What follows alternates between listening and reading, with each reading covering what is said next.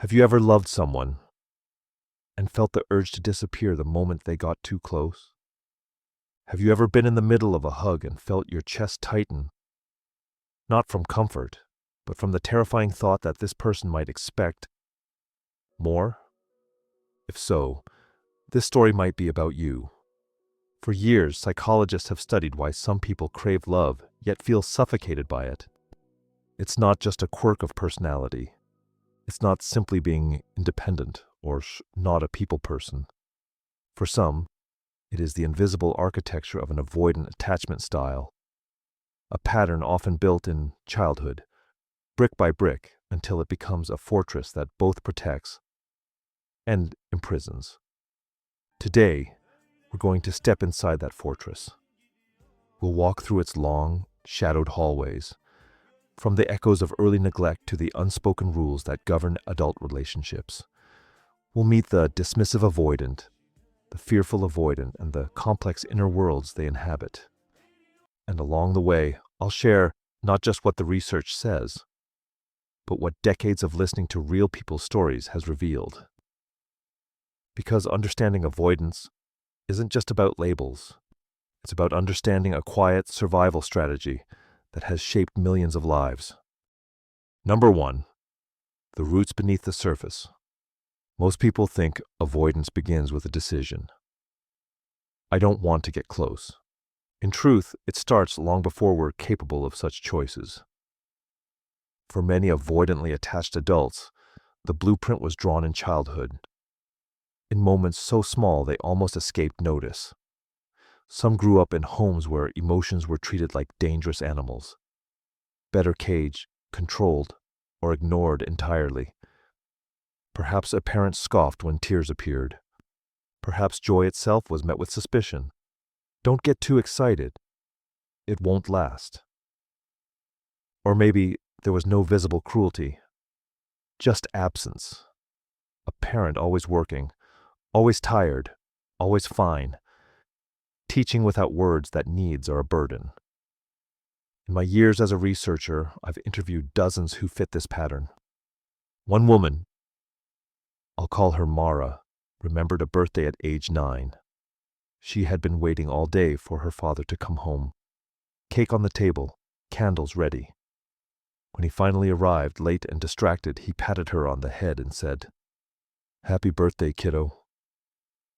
Now go do your homework." No anger, no drama. Just a tiny fracture in her trust that others would show up for her joy. Those fractures add up. And when the mind realizes that emotional dependence is risky, it adapts by building distance. 2. The two faces of avoidance. Psychology recognizes two main flavors of avoidant attachment: dismissive avoidant and fearful avoidant. The dismissive avoidant often prides themselves on self-sufficiency. They don't just avoid closeness. They see it as unnecessary. In relationships, they might downplay problems, refuse to overcomplicate things, and withdraw the moment emotions rise. They prefer to be needed less, not more. On the surface, they seem confident. Underneath, many are simply experts at not needing anyone, because needing has always led to disappointment. The fearful avoidant, however, lives in a different kind of paradox. They want closeness, sometimes desperately, but the moment it arrives, fear takes over. They reach out, then pull back. Trust feels unsafe, yet loneliness is unbearable. Their relationships often swing between intense connection and sudden retreat, leaving partners confused and hurt. I've sat across from people who realized, mid-relationship, that they were living out this push-pull dance. One man, Eli, told me, "I wanted her so badly, until she loved me back. Then I felt like I was drowning." This isn't drama for its own sake. It's the nervous system remembering the cost of vulnerability. 3. 8 subtle signs. Now, researchers often list 8 core patterns in avoidant attachment. We'll explore each, but instead of repeating textbook definitions, I'll show you how they play out in real lives. Emotional neglect in childhood. Picture a child learning that joy, sadness, or fear will be met with silence. Over time, they stop bringing their heart to the table. I once worked with a client who said, "When I got hurt, my mom told me to walk it off, even if it was my feelings that were bleeding." Emotional suppression. Avoidants often become masters of the inner lockdown. A dismissive avoidant woman once described her strategy as wrapping feelings in newspaper and locking them in the attic. The attic, of course, gets crowded. Discomfort with emotional intimacy. It's not that avoidants hate people. They hate the expectations closeness brings. They fear that if someone gets too close, they'll either be trapped or abandoned. Extreme boundaries. Healthy boundaries say, "This is where I end and you begin." Extreme avoidant boundaries sometimes say, "This is where I end, and you're not invited past the door." Shallow relationships. To an avoidant, staying at the surface feels safer. They might be social butterflies, friendly, charming, but no one truly knows them. They're the ocean pretending to be a puddle. Strong independence. This can be admirable, even seductive. But when independence becomes a shield, it cuts off the oxygen relationships need to survive. Trust issues. At its core, avoidance is about not trusting that others will handle your heart with care, so they keep it locked, even from people who might have been worthy. Self-criticism and criticism of others. Many avoidants are harsh judges, not because they want to be, but because criticism feels safer than hope. If you expect the worst, you can't be disappointed. 4. How the avoidant mind is built. An avoidant attachment style doesn't appear overnight. It's an architecture built from hundreds of small moments. Some are obvious. A parent's cold words, a broken promise. Others are so quiet you barely notice them until you look back. In the early years, a child learns what to expect from the world by how caregivers respond. When a baby cries and is met with warmth, their brain wires a connection. I am safe when I express my needs. But if the cry is met with indifference, or worse, irritation, the wiring changes. The child learns, to be safe, I must need less. Over time, that lesson hardens into a strategy. By the teenage years, it may look like maturity. A young person who never asks for help, never seems rattled. But beneath that surface is a nervous system that's learned to suppress instead of seek. I remember speaking to Kara, a 32-year-old nurse who prided herself on being low maintenance in relationships. When I asked her when she first learned not to expect emotional support, she laughed softly and said, "Oh, probably around the time I realized my dad only hugged me on holidays." That laugh wasn't joy, it was armor. 5. Dismissive versus fearful. Avoidance in real life. The dismissive avoidant often appears confident, even aloof. They may enter relationships but keep them compartmentalized. A partner is a part of life, not the center. When conflict arises, their instinct is to retreat, rationalize, and downplay. I once counseled a couple where the dismissive avoidant partner, James, responded to his girlfriend's distress with, "You're overthinking, it's not a big deal." To him, this was calming. To her, it felt like erasure. The fearful avoidant lives in more turbulence. Imagine trying to hug someone while also holding a shield in front of you. They crave closeness but expect pain, so they oscillate between embrace and withdrawal. Elena, a fearful avoidant client, once broke off a relationship because she couldn't handle feeling that much. Weeks later, she was crying on the phone to the same man, saying she missed him. It wasn't manipulation. It was fear pulling her in two directions. 6. The price of the fortress. Every avoidance strategy has a cost. For the dismissive avoidant, the cost is depth. Relationships may feel fine, but lack the intimacy that sustains love over decades. Friends might say, "I've known you for years, but I don't really know you." For the fearful avoidant, the cost is stability. Relationships may be passionate but unstable, marked by cycles of closeness and distance. And for both, the deepest cost is loneliness, the kind that creeps in at night when the world is quiet. Even if they've chosen solitude, the human nervous system still carries a blueprint for connection. When that need is unmet, it shows up as anxiety, irritability, or even physical symptoms. 7. Case studies and stories. Case 1. The birthday call that never came. A man in his 40s, Rob, told me about waiting for a birthday call from his mother. It never came. He told himself it didn't matter. He was too old for that anyway. But that night, he found himself scrolling old photos and feeling a weight he couldn't name. That's the hallmark of avoidance. Pain buried so deep, it only surfaces in disguise. Case 2. The vanishing girlfriend. Lena was warm and affectionate at the start of every relationship. But the moment a partner began planning a future, vacations, moving in together, she'd feel her chest tighten. Within weeks, she'd ghost them. Her friends called her commitment phobic. But she wasn't afraid of commitment itself. She was afraid of losing herself inside it. Case 3. The friend who never shares. Sam was always there to listen, always ready with advice, but never talked about his own struggles. He thought this made him a good friend. In truth, it made his friendships one-sided. People felt close to him, but he never truly let them in. 8. The neuroscience of avoidance. Avoidance isn't just psychological, it's biological. Research using brain imaging shows that avoidantly attached people have reduced activation in the brain's reward circuits when viewing images of emotional closeness. To put it simply, their brain doesn't light up the same way others do when intimacy appears. This isn't because they can't feel love, but because their nervous system has learned to associate love with risk.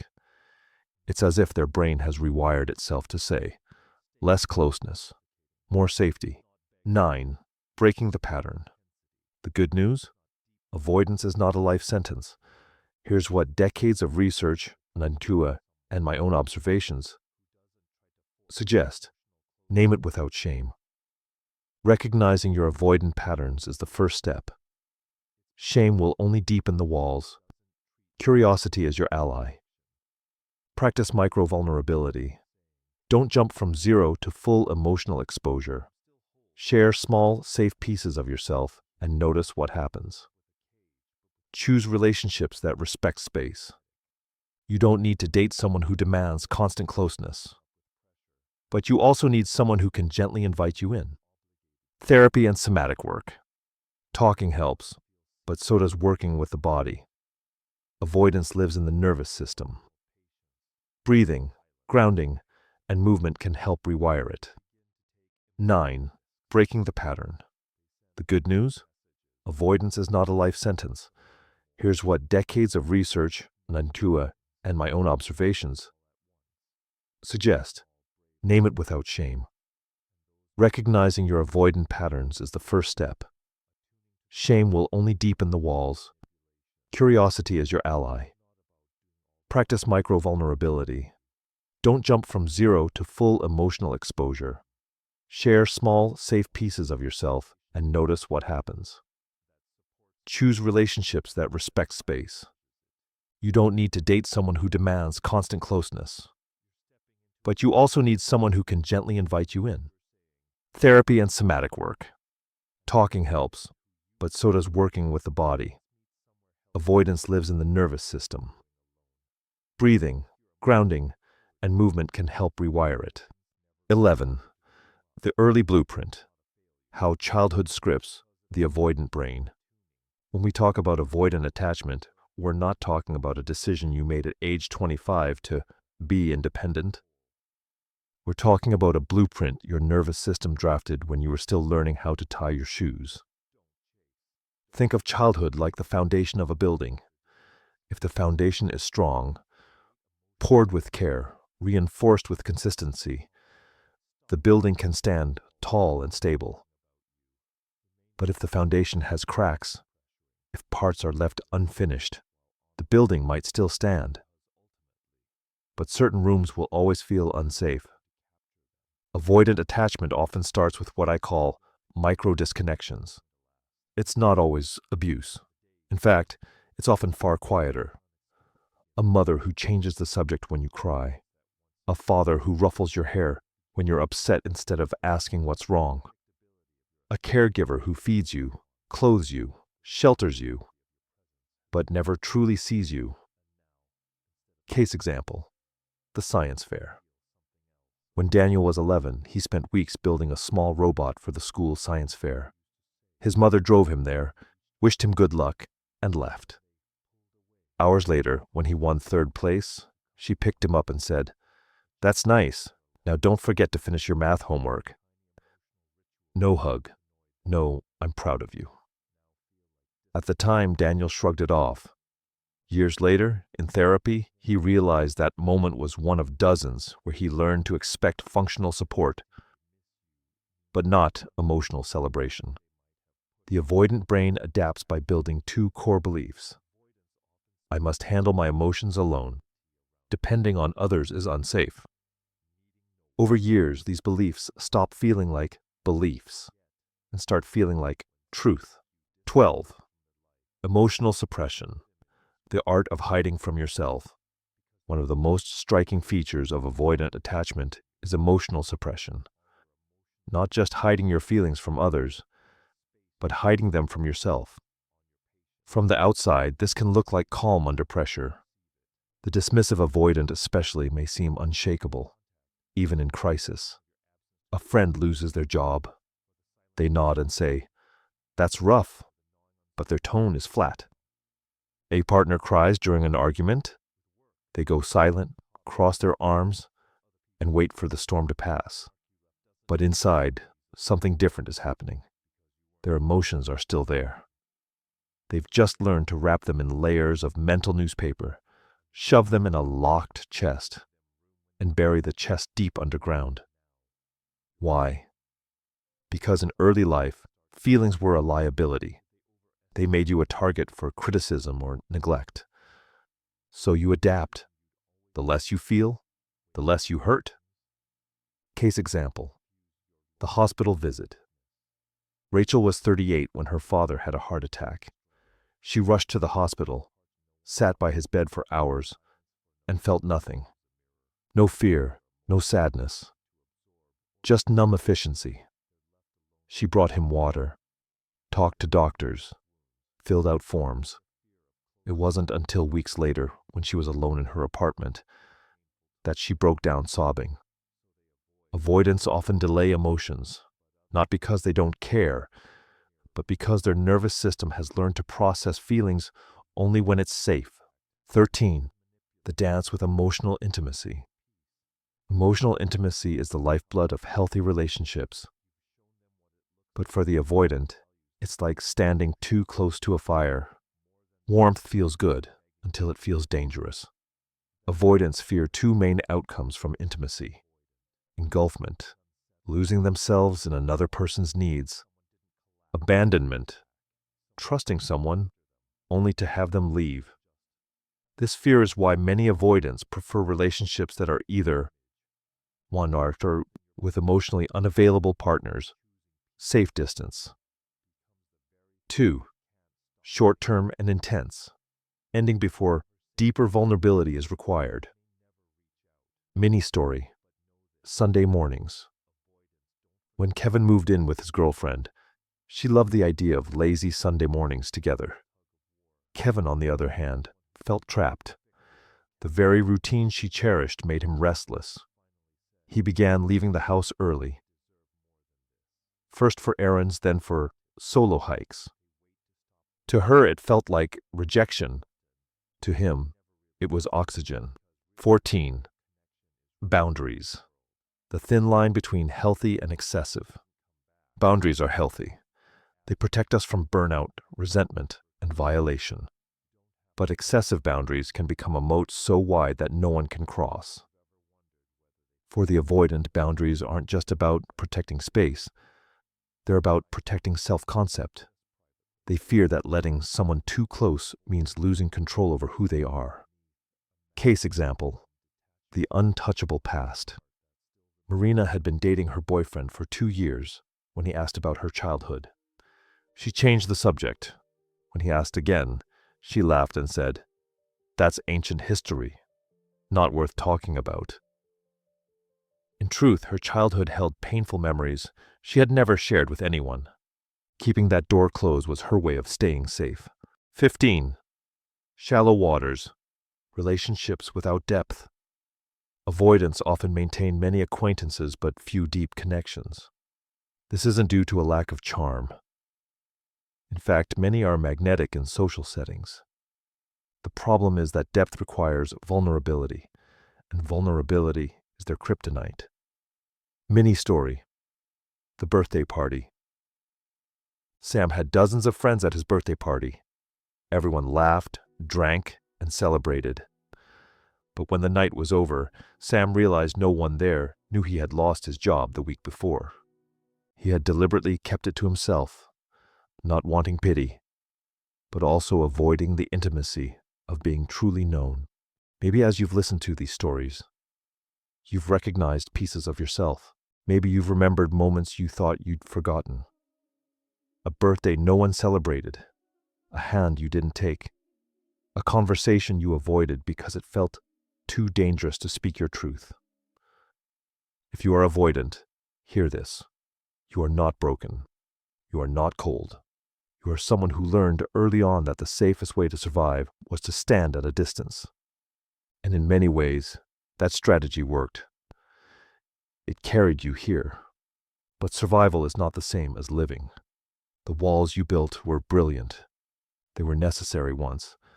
But now, you get to decide which ones still serve you and which ones keep you from the life you want. You don't have to tear them all down in a day. Start small. Let someone in for 5 minutes longer than feels comfortable. Share one truth you've never spoken aloud. Notice how your body responds. Not just with fear, but maybe with relief. Because connection doesn't have to erase you. You can be independent and loved. You can keep your identity and let someone see the real you. It's not about losing yourself. It's about finding out who you are when you're no longer hiding. Pause. Soft ambient sound of wind or distant waves. So tonight, when you're alone with your thoughts, ask yourself, who might I let in, just a little? And remember, avoidance is not your identity. It's a story you learned, and stories can be rewritten.